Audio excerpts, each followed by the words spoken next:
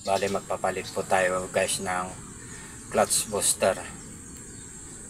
Tumatagas na po yung brake fluid, bali sira na po yung clutch cylinder, at ituturo ko po sa inyo kung paano yung function ng clutch system natin. Bakit pag tinatapakan natin yung clutch malambot pa rin maski napakatigas po yung pressure plate natin. Tara gawin natin.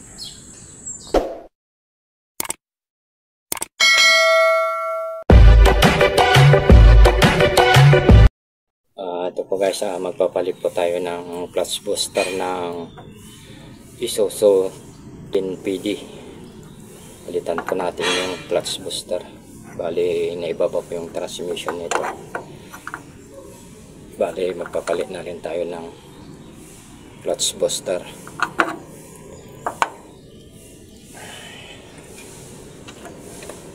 Bali ito po yung clutch booster, palitan natin.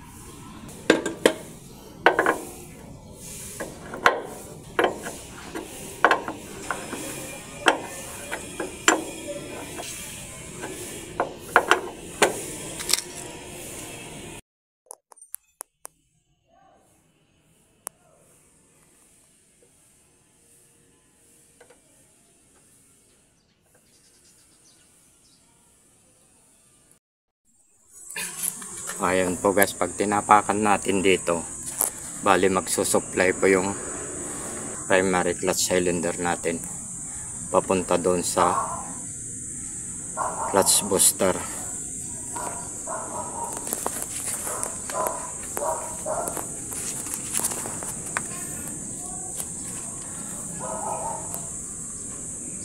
Bali ito po guys yung linya papunta doon sa primary clutch natin. Pagtapak natin sa clutch, bali papasok po dito yung brake fluid, itutulak niya yung piston ng clutch cylinder natin. Tapos may papasok po dito na brake fluid.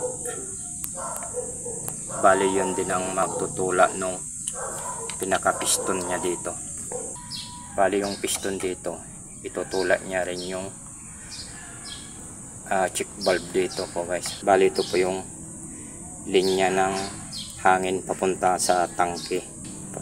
Pagkatulak niya yung check valve, so po dito yung hangin na mula sa tangke natin. Pagkapasok po dito yung hangin, papasok po dito yung hangin papunta dito sa clutch booster natin. Pagkapasok dito ng hangin, itutulak niya po dito yung piston. Kaya bali ang mangyayari po, nagtutulungan na po yung brake fluid natin na mula sa primary cylinder at yung hangin na mula sa tangke natin na pumapasok dito sa clutch booster. Bali nagtutulungan na po sila guys. Kaya lumalambot po yung clutch natin. Madali niya lang itulak yung pressure plate natin dahil sa pagtutulungan ng hangin saka brake fluid.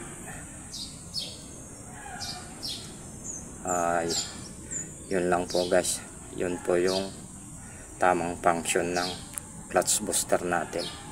Bali papalitan po natin to guys dahil tumatagas na po ng brake fluid dito sa may breather. Saka bali may tama na rin po itong clutch cylinder nya, kaya palitan na natin.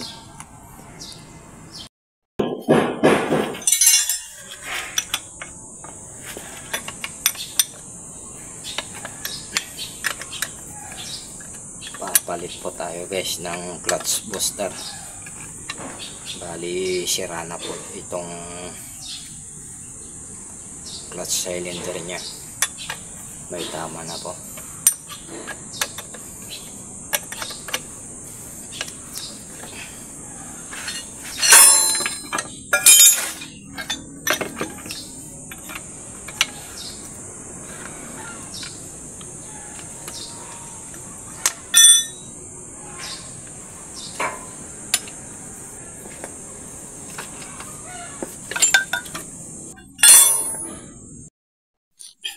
At bali kung tumitigas na rin po yung clutch natin, bali may tama yung kit niya sa loob, bali yung hangin po na pumapasok dito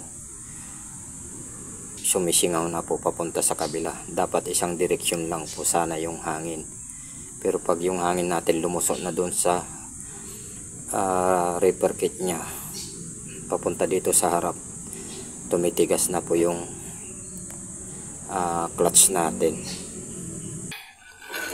At kung minsan naman po guys, bali umi-slide po yung clutch lining natin, o kaya ay matagal na bumalik po yung clutch post rod natin dahil po dito, lalo na kapag matagal pong hindi nagagamit yung truck natin. Ito rin po yung nagiging dahilan, bali kinakalawang po yung loob niya nito, kaya matagal bumalik yung clutch post rod natin. Kaya kung minsan nag-slide po yung lining natin dahil mabagal na bumalik yung post rod.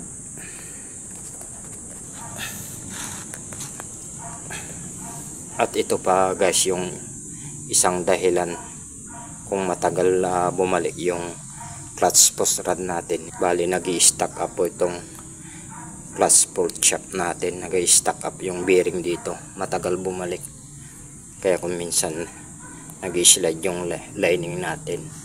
Ganun lang po guys yung function ng clutch booster natin. Bali hindi ko na po ipapakita sa inyo yung kung paano natin papalitan, dahil madali na lang po yun, alam nyo na po maski baguhan kayo. Importante lang naman po yung function ng clutch booster natin para alam naman po yung mga baguhan natin katropa. Yun lang po guys.